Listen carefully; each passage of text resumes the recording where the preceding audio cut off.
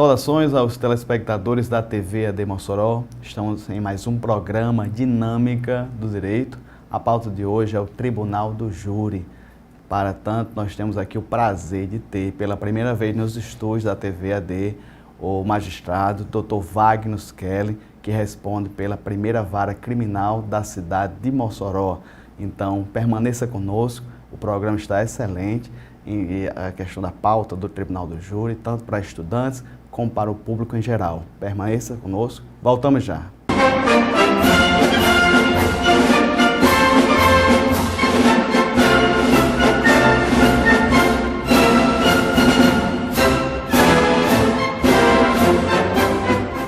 Estamos de volta com o programa Dinâmica do Direito aqui, com a alegria de ter nos estúdios pela primeira vez com o Dr. Wagner Kelly, que responde pela primeira vara criminal de Mossoró. Dr. Wagner, seja bem-vindo ao programa Dinâmica do Direito. Eu agradeço ao convite que você me fez, Nazil, e desde já saúdo aos telespectadores da TV AD de Mossoró. E estou aqui com alegria para participar dessa reunião e desse bate-papo. O Dr. Wagner vai tratar conosco sobre a questão e a temática do Tribunal do Júri.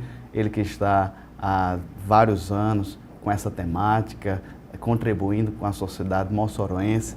Mas no primeiro bloco, Dr. Wagner, normalmente nós deixamos para conhecer o entrevistado. A sua formação foi aqui pela UERN mesmo? Foi sim, eu sou moçoroense, estudei no Colégio Manuel João, lá no Alto São Manuel, depois fui para o Abel Coelho, em seguida ganhei uma bolsa e estudei os 2 últimos anos do nível médio no Diocesano. Em seguida eu passei, naquela época era o vestibular, não era o Enem, né? Passei através do vestibular para a UERN, na Faculdade de Direito, acho que lá por volta do ano 97. Concluí em 2001, colei grau em 2002 e de lá para cá tentei vários concursos. No caso do direito em si, doutor, assim, foi algum familiar que lhe incentivou? Foi Vossa Excelência mesmo que tomou a iniciativa? O direito em si, como lhe atraiu as carreiras jurídicas e ao ponto de fazer a faculdade? Bom, eu venho de um bairro onde as pessoas são bem humildes e assim, eu não lembro lá de pessoas nem formadas. Geralmente, na minha época, se contentavam lá com, se chamava segundo grau. Só que assim, meu pai, meus irmãos mais velhos sempre diziam que achavam muito bonito quem era formado em direito, que na época a gente nem chamava direito, a gente chamava advocacia. Quem era formado em advocacia, lá no setor, né? E eu acho que isso aí foi o que me inspirou. O senhor, antes, no caso de concursos públicos, o senhor já esteve na iniciativa privada, doutor Wagner? Meu pai tinha uma mercearia, minha mãe uma lojinha, aí eu ajudava lá, mas assim, como profissional mesmo, não. E durante a faculdade eu cheguei a ser estagiário de um escritório aqui do qual eu ainda tenho boas recordações, que é do Dr. Paulo Fernandes, um grande amigo e foi um grande professor que me ensinou muita coisa na minha vida profissional. Antes de passar na magistratura, eu sei que o senhor fez alguns concursos públicos, passou. Conta um pouquinho dessa trajetória de concurseiro, Dr. Wagner. Não é uma vida fácil não, certo? Mas assim, a gente geralmente conta mais os que passou, né? Os que ficou reprovado a gente tenta esquecer.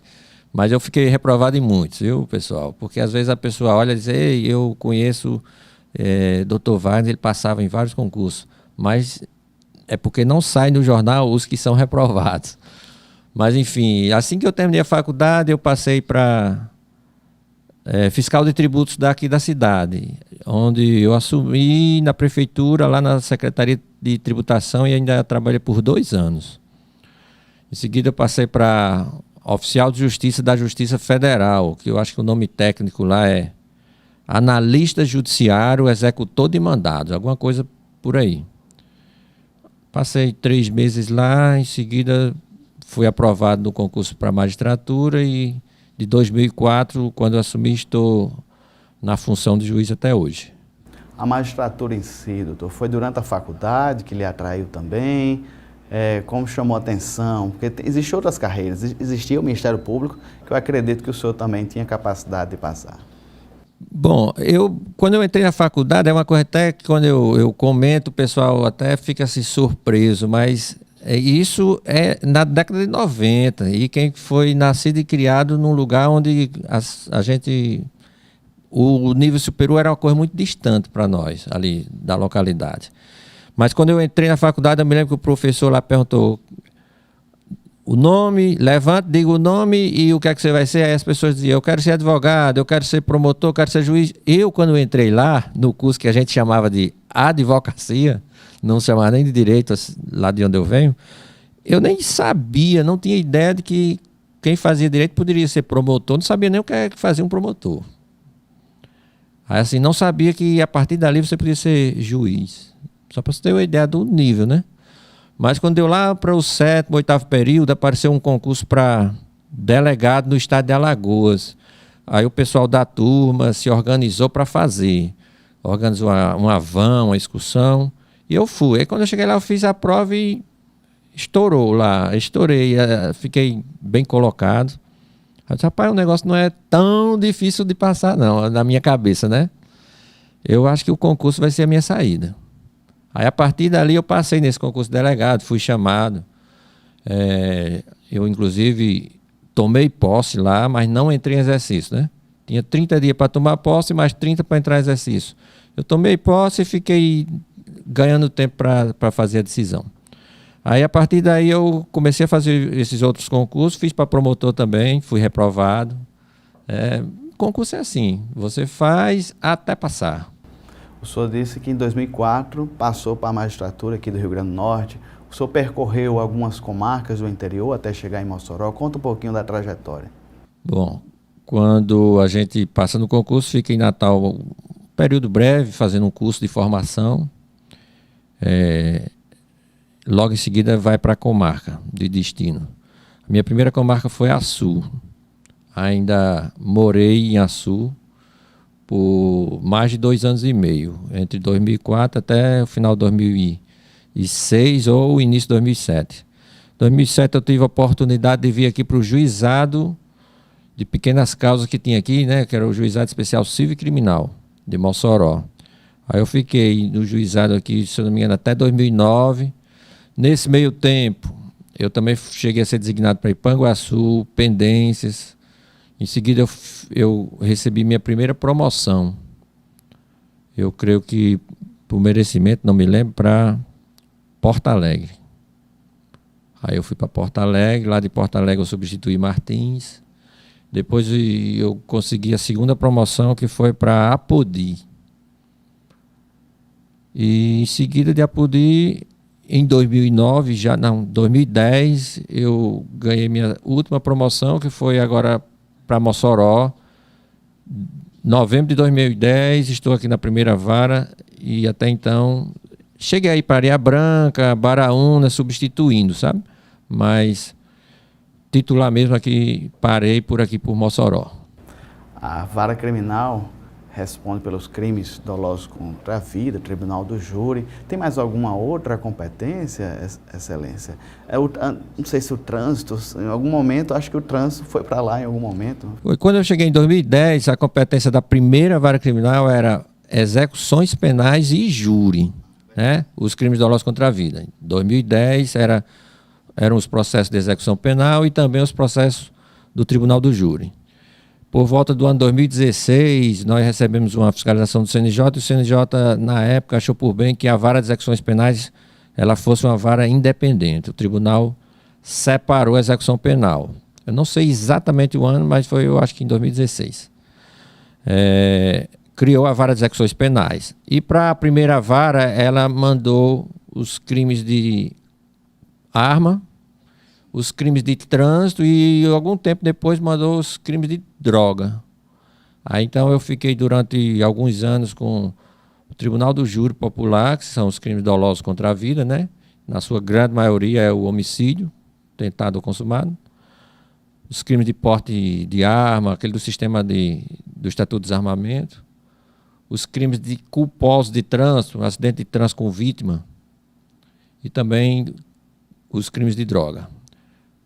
Acho que, se eu não me engano, ano passado, o tribunal alterou novamente a competência e agora, está com poucos meses, a primeira vara criminal só tem competência para os crimes dolosos contra a vida. Só exclusivo agora para o tribunal do júri, as duas fases do tribunal do júri. No caso, o direito penal já lhe atraía na faculdade, doutor? O senhor teve que, assim, se especializar e se aprofundar já na magistratura mesmo? Eu às vezes o pessoal fica assim, admirado, porque para mim, onde eu estiver, dá bom, certo? Então, assim, se eu fosse para uma vara de família, eu ia fazer o máximo possível para fazer o meu melhor serviço lá. Fosse para uma vara civil, a mesma coisa. A única oportunidade que eu tive para vir para Mossoró foi numa vara criminal. Então, eu agarrei com todas as forças que eu tinha e estudei para fazer o melhor serviço na área criminal. E graças a Deus, realmente, 2009, 2010 para cá, tem feito um trabalho excelente aqui, contribuindo com a cidade de Mossoró na primeira vara criminal. Conhecendo um pouquinho do Dr. Wagner no primeiro bloco, e nos blocos posteriores já vamos nos aprofundar sobre a temática do Tribunal do Júri. Voltamos já.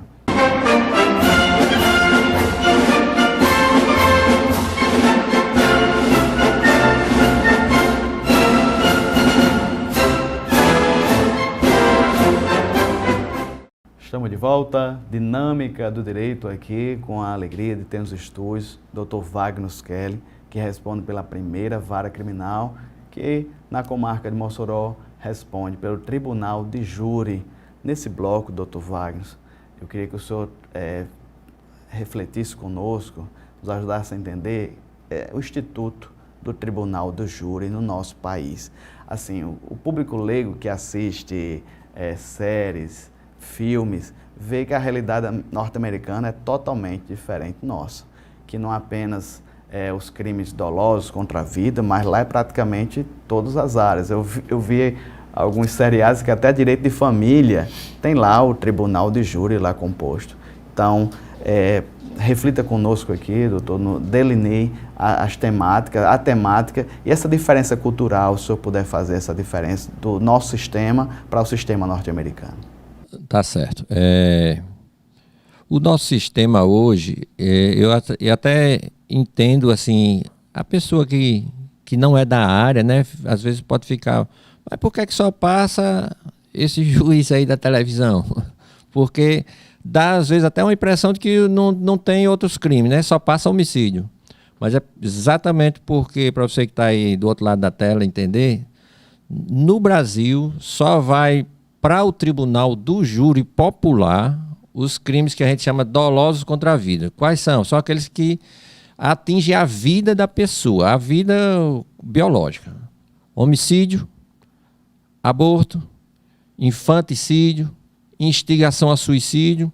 Acho que tem mais um outro que eu não estou bem lembrado agora. Mas assim, o grosso mesmo, a grande quantidade é homicídio. Seja consumado, seja tentado. Então, no Brasil, só vai para o Tribunal do Júri Popular esses crimes. Aí a pessoa pode ficar perguntando, mas eu vi uma pessoa ali que foi roubar e matou lá o caixa, e ele não foi para o Júri Popular. É porque, para a nossa lei, esse crime aí de você matar para roubar, ela não é um crime contra a vida, é um crime contra o patrimônio, que é o latrocínio.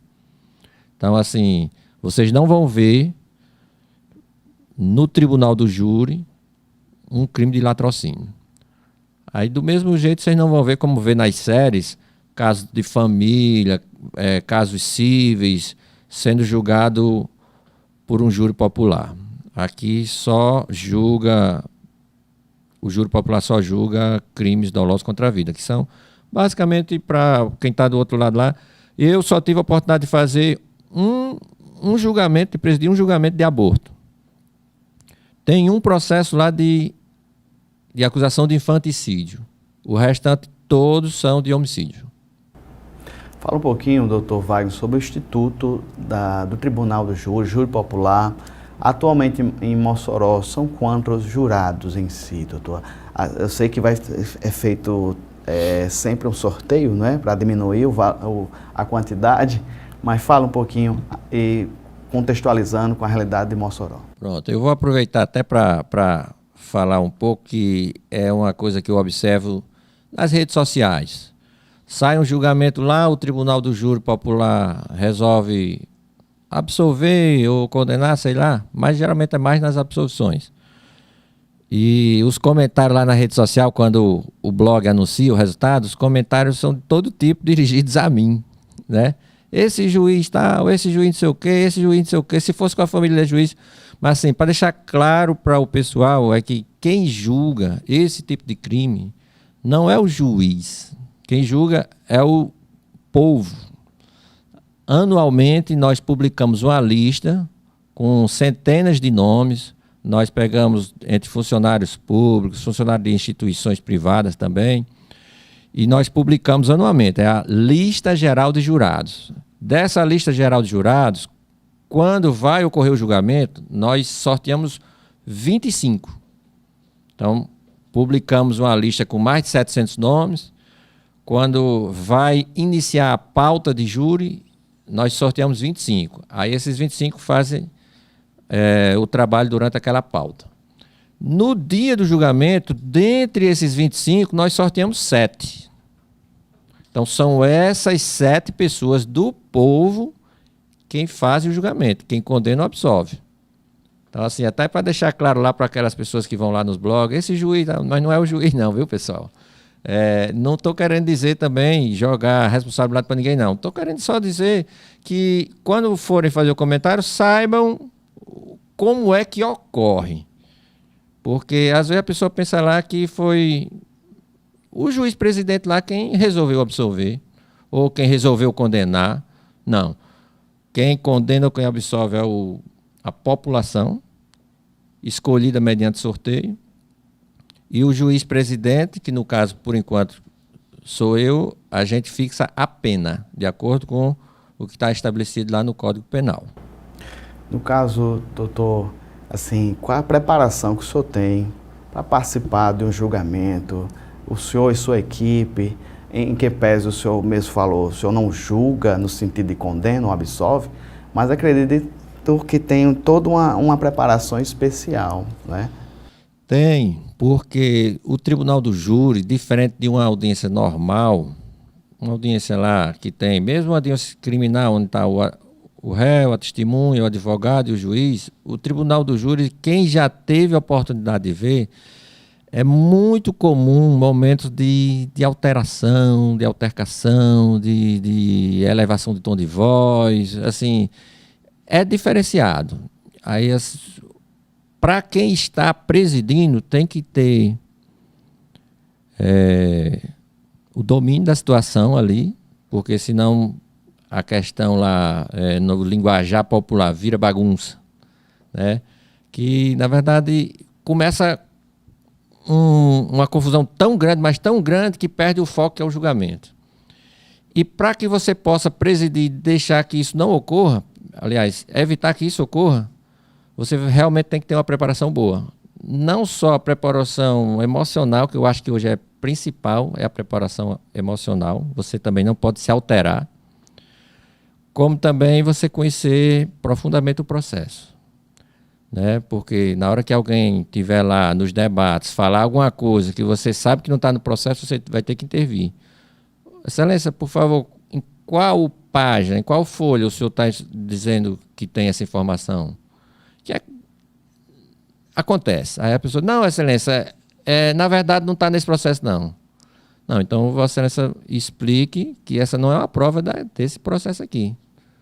Aí, assim, tem que estar preparado emocionalmente para evitar que o trabalho desande, que perca o foco, e tem que estar preparado tecnicamente para saber conhecer o que tem no processo. Tem alguns fatos, algumas situações que envolvem muitos réus, muitas testemunhas, e já vi alguns casos de mais de uma sessão, às vezes, ou a mesmo chegar até de madrugada. Qual foi o júri?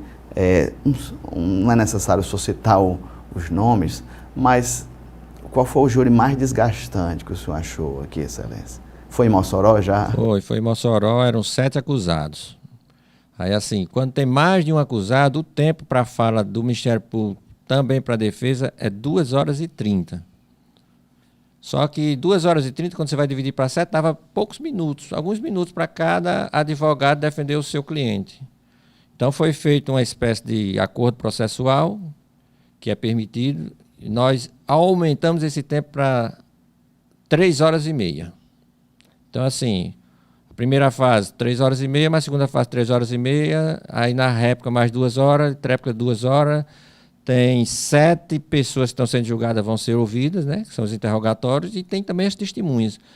Isso aí, no final das contas, quando nós terminamos, já era, acho que de 3 para 4 horas da manhã, de madrugada. Porque eu perguntei ao jurado, olha, nós temos a possibilidade de encerrar, quando deu a noite, né, e voltarmos amanhã, só que durante esse tempo, os jurados não podem voltar para suas casas, eles teriam que dormir no fórum, no alojamento do fórum, ou em um hotel. E não pode nem se comunicar com ninguém. Aí tinha essa possibilidade de eles ficarem reservados e esperar para continuar no dia seguinte. E tinha a última possibilidade, que era avançar durante a noite. Eles todos, de forma unânime, preferiram avançar. Então terminou depois de 3 horas da madrugada. Foi o mais demorado que eu fiz até agora. Tem alguns crimes que causam uma certa comoção popular, mas mesmo assim, Excelência, os júris são públicos. Teve algum júri que o senhor pediu algum reforço, alguma estratégia para que os trabalhos acontecessem normalmente, doutor Wagner? Tem sim, talvez eu não me lembre muito, mas em várias situações a gente pede, principalmente quando aqueles que pelo menos se comenta pelas autoridades policiais, os serviços de inteligência, que são pessoas que exercem uma certa liderança, né, dessas organizações criminosas. Então o cuidado é sempre redobrado. E teve um também, que eu me lembro que foi logo no início da minha carreira, se eu não me engano em 2011, Negão da Serra, ele veio escoltado para o júri, veio de Recife. Foi ainda no Fórum Antigo, ali na Avenida Rio Branco. Esse Negão da Serra era acusado de ter matado o prefeito Aguinaldo de Caraúbas, naquela chacina que foi. Aí nesse dia especificamente, houve um reforço enorme na segurança, porque era uma pessoa considerada bem perigosa. Doutor Vargas, eu não sei se foi na minha época de faculdade ainda, eu terminei em 2006, salvo engano, houve uma pequena alteraçãozinha que antes tinha essa contagem dos votos, 6-1, 5-2, e, salvo engano, me corrija se eu estiver errado, agora parece que não faz, né? Como é que está atualmente essa questão da declaração da inocência ou a condenação dos réus? Foi bom você ter perguntado, porque antes a gente ouvia até pela imprensa, fulano foi condenado por 7-0, né? Como são 7 jurados, aí antigamente se comunicava isso aí, se informava. 7-0. Então perdia o caráter sigiloso da votação, né? Porque até para quem está assistindo, o voto do jurado é totalmente sigiloso. Ninguém sabe se ele votou para absolver ou se votou para condenar. Ninguém sabe. Só ele mesmo é que vai saber. Nem eu sei, nem o promotor sabe, nem o advogado sabe, nem o réu sabe. Só ele mesmo. Nem o outro jurado que está do lado dele sabe. Porque nos filmes americanos, passa lá que eles se reúnem numa cela, eles ficam discutindo e entre eles é dito em quem eles querem votar, em que, se absolvendo ou condenado, né? Aqui não é assim, aqui o voto é sigiloso até mesmo entre eles. Aí, antigamente, os juízes, né, retiravam os 7 votos. Então, se os 7 votassem para condenar, todo mundo sabia que cada um daqueles 7 quis condenar. Então, para evitar isso, nós vamos tirando 1 a 1 e quando chega no 4º voto, ou sim ou não, no 4º voto, pela absolvição ou pela condenação, nós encerramos a contagem. Porque ficam 3 votos dentro da mochila e ninguém sabe se seria só 4-3, se seria 5-2, se seria 6-1, se seria 7-0. Ninguém sabe. Então, assim, realmente hoje é impossível você saber quem votou em quê. Muito bem, estamos conversando aqui com o Dr. Wagner Kelly, que preside a primeira vara criminal de Mossoró. Dr. Wagner, no bloco posterior, eu queria que o senhor falasse um pouquinho como é que foi as atividades do Tribunal do Júri durante a pandemia. Foi um momento bem atípico e a volta, o retorno à normalidade. Permaneça conosco, voltamos já.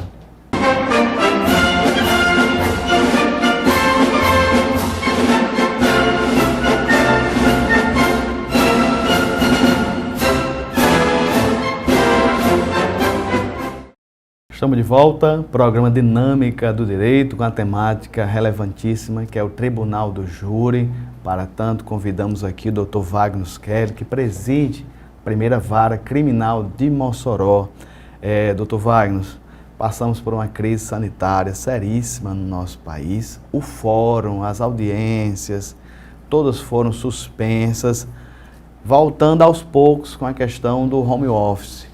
Mas o Tribunal do Júri em si, doutor, os fatos criminosos continuaram a acontecer, acontecimentos, as audiências, eu queria saber de Vossa Excelência como é que eram feitas e, sobretudo, o Tribunal do Júri, eu acredito que foi de 2020 até 2022, tinha uma série de restrições.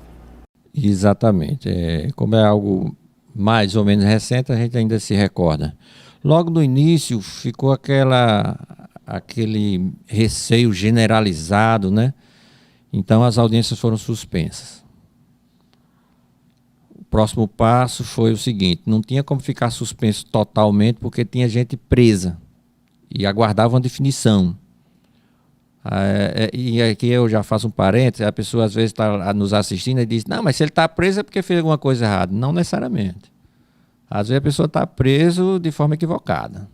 Entendeu? Aí, assim, a pessoa está lá e quer resolver a situação. Enfim, inicialmente suspendemos as audiências, né? Que foi o Brasil inteiro, o mundo inteiro parou.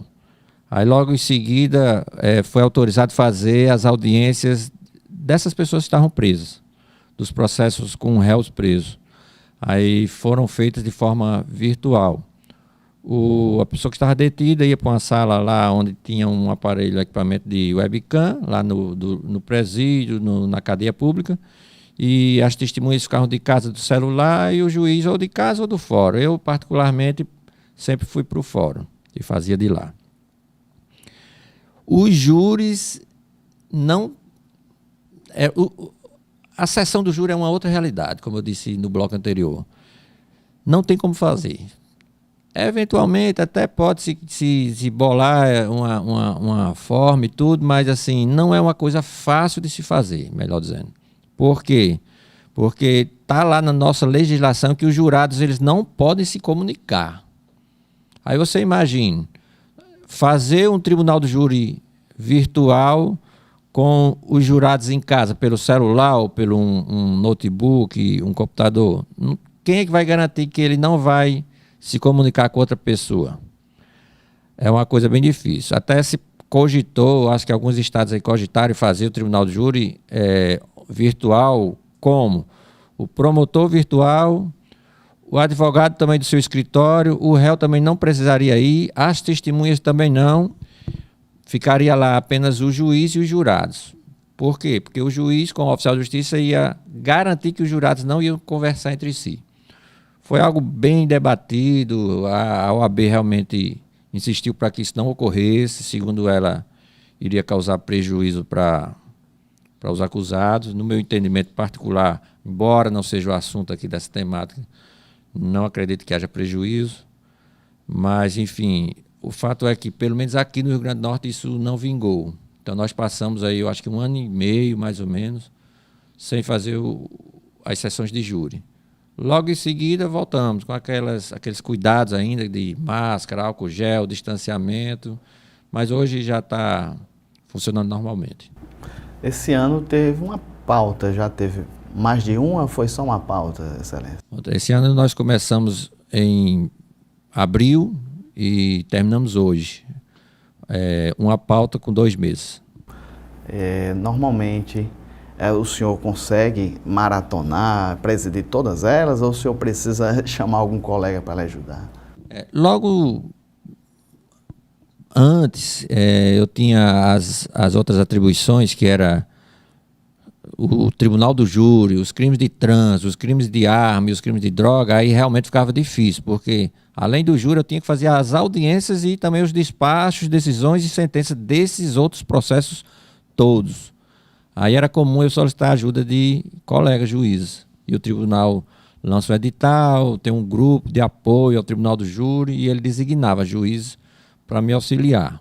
Hoje, como eu estou com a atribuição apenas do júri, pelo menos até então não há uma necessidade, certo? Embora hoje uma colega veio dar um reforço.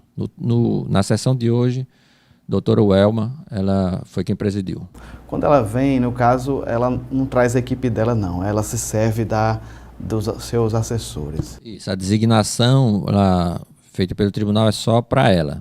Ela querendo, ela pode trazer, só que os meus assessores já estão treinados, né, para fazer a sentença criminal, já estão treinados para toda aquela dinâmica do tribunal do júri, então quem vem geralmente prefere usar a assessoria da primeira vara.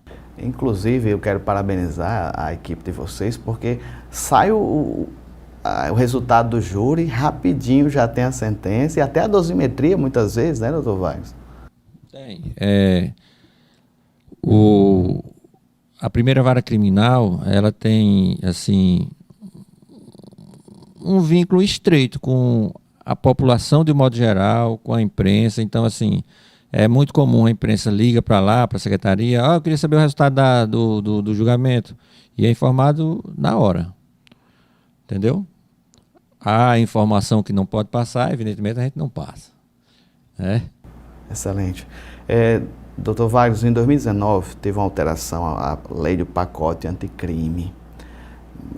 Teve algumas disposições e tocou também no tribunal de júri. O senhor pode falar um pouquinho dessa alteração? Não é tão recente assim, mas eu acredito que ainda dá para a gente comentar. No tribunal do júri, a principal mesmo, assim, que mais relevante foi que, com a alteração do pacote da lei anticrime, ele ficou estabelecido lá no Código de Processo Penal que, se o réu julgado pelo júri popular, ele for condenado a uma pena superior a 15 anos, ou de 15 a mais, ele já deve ficar preso imediatamente, já deve iniciar o cumprimento da sua pena. Essa foi a alteração mais relevante para o tribunal do júri.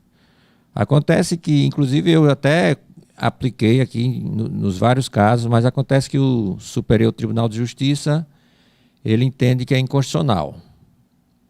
Então, em todos os casos que as pessoas foram condenadas com penas maiores do que 15 anos, que eu já determinei o início do cumprimento da pena, eles saíram presos, as pessoas entraram com habeas corpus, o Tribunal de Justiça segue o entendimento do STJ e eles eram soltos.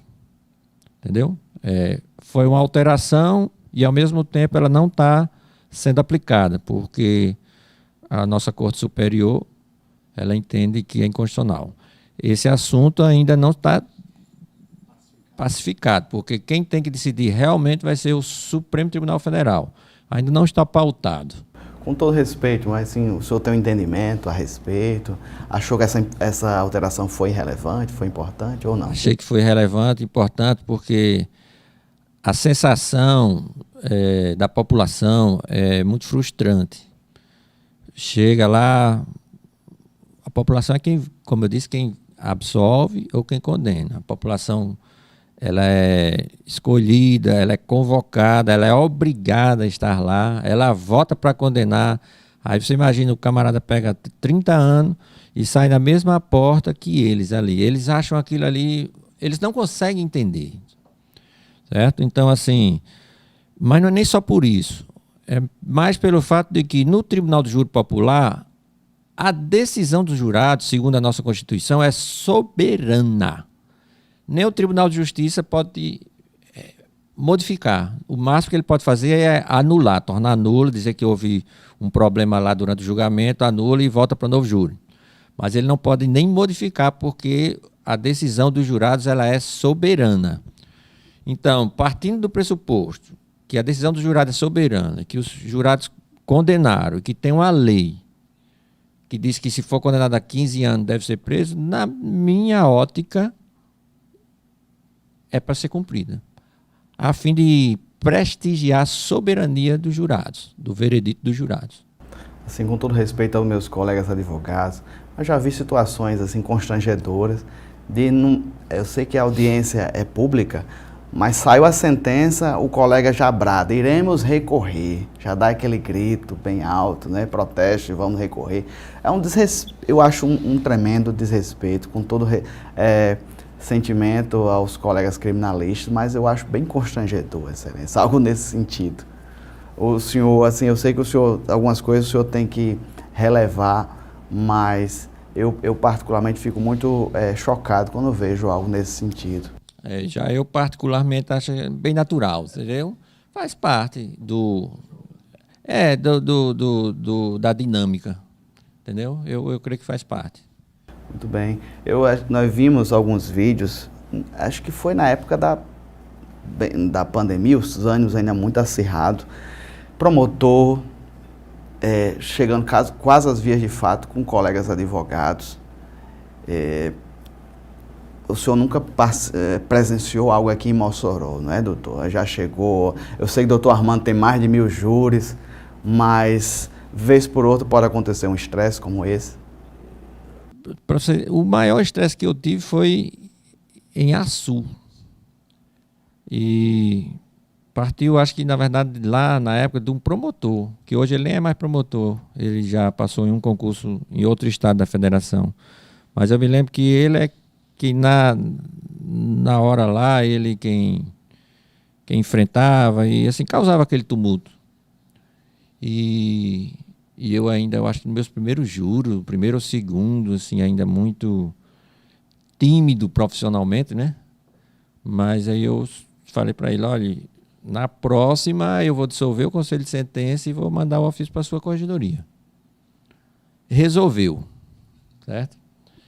Eu sei que quando parte da advocacia é um pouco mais complexo, porque mesmo que o juiz diga, olha, eu vou dissolver o conselho de sentença e mandar um ofício para o OAB, na maioria das vezes ele diz, pode mandar. Não tem o mesmo temor que o servidor público tem da corregedoria, entendeu? Mas eu nunca passei por situação difícil, não. Aí entra aquilo que eu falei em um dos blocos anteriores.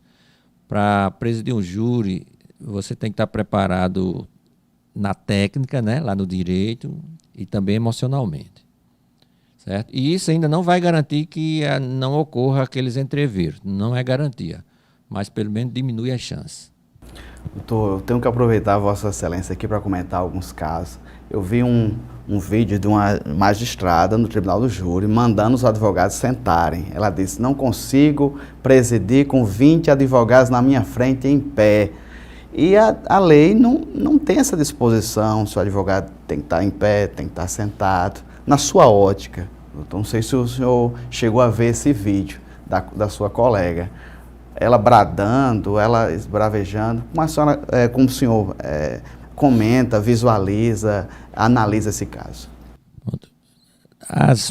O fato do advogado estar sentado ou em pé, no lugar onde ele quiser estar lá no plenário, é uma prerrogativa. Não tem nem o que se discutir, está lá na lei. A única ponderação que eu faço é que não existe nenhum direito absoluto. Então, assim, por mais que seja uma prerrogativa estar em pé ou sentado, se na maneira como estiver ocorrendo, estiver de alguma forma dificultando, atrapalhando, sei lá, não estou me referindo a esse caso não, mas de repente estiver causando um constrangimento para quem estiver depondo, e você imagine, a vítima vai depor, está lá, aí 20 profissionais, eu não sei nem se foi assim não estou comentando esse caso não, estou só um caso hipotético, 20 profissionais fazem um círculo ao redor dela aqui, e ela diz que está se sentindo intimidada. Aí a pergunta que eu faço, deve deixar só porque tem uma lei que diz que é uma prerrogativa? E existe uma prerrogativa absoluta acima de qualquer direito? Então, assim, são as questões que têm que ser levadas em consideração. Mas, a princípio, é uma prerrogativa, vai ficar em pé ou sentado quem escolhe o advogado. Muito bem, estamos conversando aqui com o Dr. Wagner Skelling a respeito sobre o Instituto do Tribunal do Júri. No próximo bloco, Dr. Wagner vai ter as considerações finais, mas eu queria que o senhor focasse um pouquinho na população, que pode receber, né, uma notificação para participar, para compor tão importante instituto. Então, permaneça conosco, voltamos já.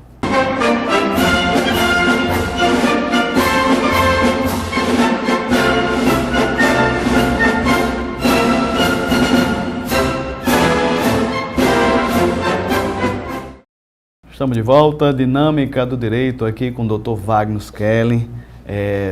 Dr. Wagner, vamos já para as considerações finais, mas ainda quero aqui que Vossa Excelência convoque ou esclareça da importância do Tribunal do Júri. Pode ser que alguém que esteja nos assistindo recebeu ou pode ser que ele receba uma notificação do fórum para compor tão importante instituto, órgão. Esclareça da relevância de participar do tribunal. Pronto. Eu costumo dizer que o Tribunal do Júri Popular é a face mais democrática do Poder Judiciário, né? Você vai para qualquer outro ramo lá, quem decide é o juiz togado lá, aquele que passou no concurso, e ele decide conforme a lei, né? E o livre convencimento motivado. Já no Tribunal do Júri Popular, não. É a própria população. A gente tem que ter isso na mente. É o povo quem vai dizer se aquela pessoa ali que está sendo acusada, se ela merece ser condenada ou se ela merece ser absolvida. É algo assim muito democrático e que exige que a população participe de maneira efetiva.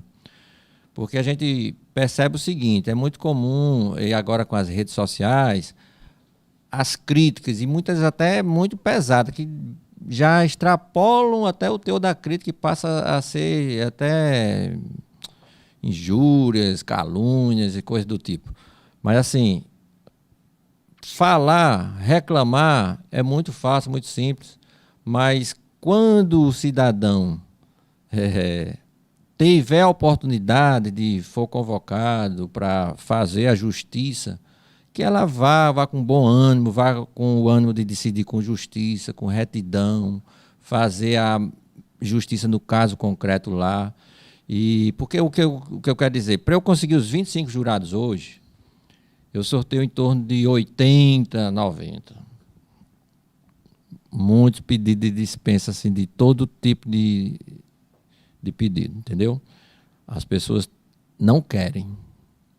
Não querem, eu não tiro a razão delas, mas, enfim, é uma oportunidade a pessoa dar a sua contribuição com a sociedade, não é com o Poder Judiciário em si, com a sociedade, porque aquela pessoa ali que vai ser condenada ou que vai ser absolvida é um co-cidadão nosso e que ele vai ou ficar afastado durante um tempo ou vai voltar ao convívio.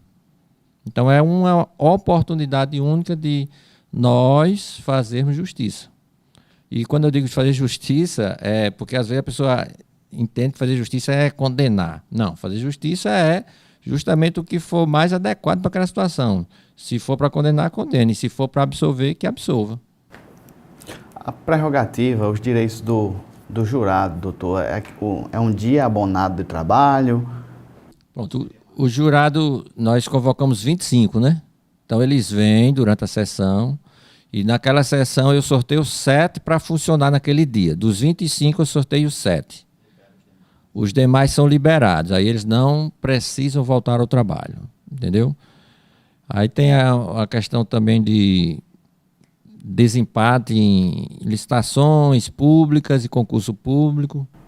Muito bom, excelente. Assim, nem todo mundo conhece, mas o incentivo a mais. Né? Os estudantes hoje, inclusive, eles vêm pedir para ser jurado voluntário, porque os estudantes, os concurseiros, eles vêm pedir para ser jurado voluntário porque Hoje é muito comum nos concursos, tá lá um empate, tem, sei lá, quase uma centena ou dezenas de pessoas empatadas com a mesma pontuação. Então, se ele for jurado algum dia, ele passa na frente de todos eles.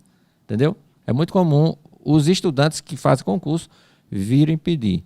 Que coisa interessante, assim, se fosse melhor divulgado, doutor Wagner, com todo respeito, o Tribunal do Júri e a Justiça Potiguar, eu acho que se fosse melhor divulgado, para isso que servem programas como esse, para poder esclarecer a população, de não ter receio, como o senhor mesmo falou, além de ser incomunicável, o seu voto fica no sigilo em absoluto secreto. Exatamente. O que eu acho que a maior preocupação de quem é convocado ele vai saber em que eu votei, né?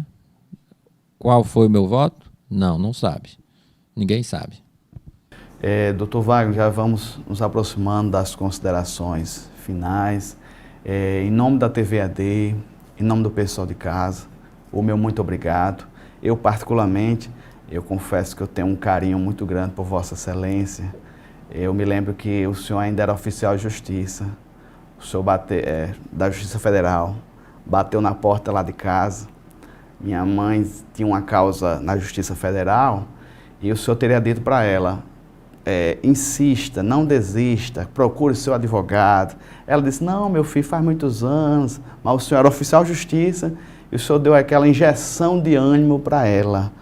E eu me lembro, eu era estudante de Direito, vi o seu nome na intimação com o oficial e depois soube que o senhor, no finalzinho da minha faculdade, já aproximando, que o senhor já era magistrado, já tinha passado em outro concurso.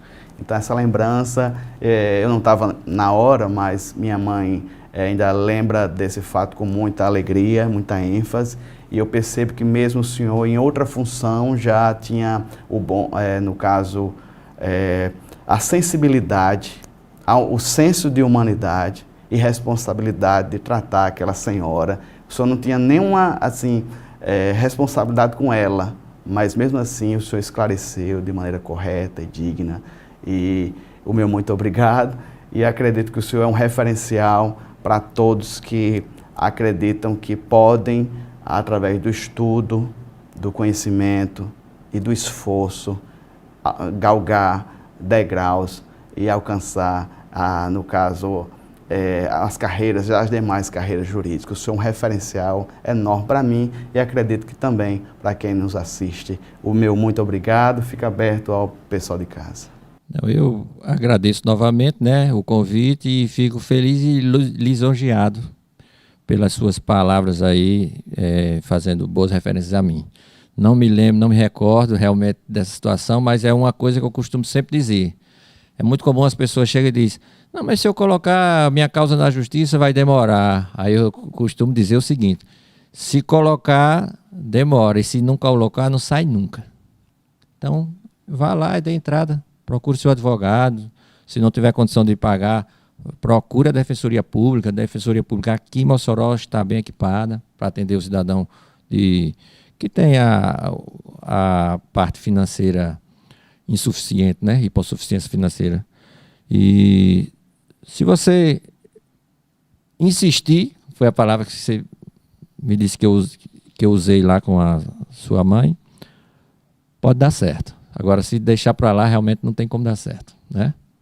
Então, aqui, uma das nossas metas foi batida, trazer o Dr. Wagner. Não foi fácil trazer o Dr. Wagner Skelly aqui, haja vista a extrema responsabilidade que o senhor tem perante uma vara que, além de ter processos com crimes muito graves, tem as pautas do Tribunal de Júri que são muito desgastantes. Mais uma vez, Dr. Wagner, reitero os meus agradecimentos. Esse foi o programa Dinâmica do Direito da semana. Falamos um pouquinho sobre o Tribunal do Júri e trazemos aqui o excelentíssimo magistrado da primeira vara criminal de Mossoró, Dr. Wagner Skelly. Permaneça com os cultos, com os eventos e até outro Dinâmica do Direito com a temática assim como tal de extrema relevância. Que Deus abençoe a todos.